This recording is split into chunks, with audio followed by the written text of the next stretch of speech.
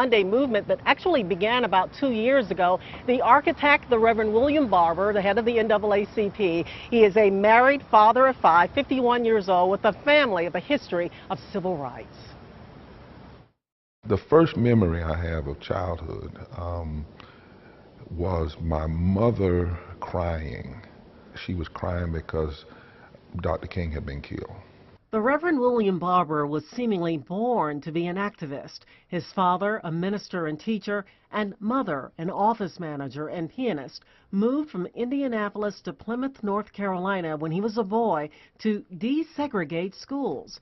His mother, now 83, is still employed. My mother was the first African American to integrate the high school, Plymouth High School. And she says, you know, I've been there long enough that the children of the children of the children that called me in now call me mother.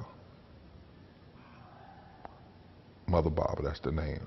His father faced racism head-on, traveling through the South. When he was in Warrenton, Georgia, he wrote a column in the paper, and at one point, the sheriff of that county saw him on the street, put a gun in his face, and said, "I'll shoot you, you uppity N." Barber says his father saw no separation between church and justice, and that wasn't always welcomed. As a teen, Barber became president of the NAACP Youth Council and headed up student government in high school and college. He was a junior at North Carolina Central when he was called to preach. He would get a master's from Duke and a doctorate from Drew. His journey crippled by debilitating arthritis that for years left him in a wheelchair, but not immobilized. We have preached this false optimism to the point that if you go up to a child of God and say, "How you doing, baby?" they feel obligated to lie, even if all hell is breaking loose in their life. Reverend Barber has been the pastor of Greenleaf Christian Church in Goldsboro since 1993. I've got a feeling everything's gonna be all right. As president of the state chapter of the NAACP, Barber heads up the largest civil rights organization in the South, second largest in the country. He is the leading voice of the Moral Monday movement that began with arrests in 2013 outside the North Carolina legislature. We said we don't need to raise a Democratic crowd or a Republican crowd or a liberal crowd, conservative crowd. We need to reach into our deepest moral values of our Constitution and of our faith. The next Monday people came. We didn't call them and ask them, they just came. And we decided this is something going on. So we had to catch up with the Spirit. And we came together in a circle, and folks said, "Moral Mondays."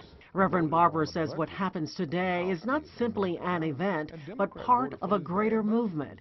He says he has faith that in the end, justice will prevail. This moral construct, this understanding of movement as something you do, not because the numbers are with you, not because it's easy, but because it's hard. You understand what Gandhi said. At first, they're going to laugh at you. Then they'll get mad at you. Then they'll try to dismiss you. Then you win. Reverend Barber says when he got ready to go off to college, his father assembled people from the community, and he had them all form a circle, and Reverend Barber was told to get in the middle of the circle, and his father told him, "You see these people here, this community, you owe the community who has supported you, you owe God because he has blessed you, and you owe yourself to make a difference." Right now, Reverend Barber has just arrived at Corpening Plaza, where he will speak to the crowd assembled there. I understand that this program will go until at least 7 o'clock. This has been a big day in Winston-Salem. Back to you, Cam.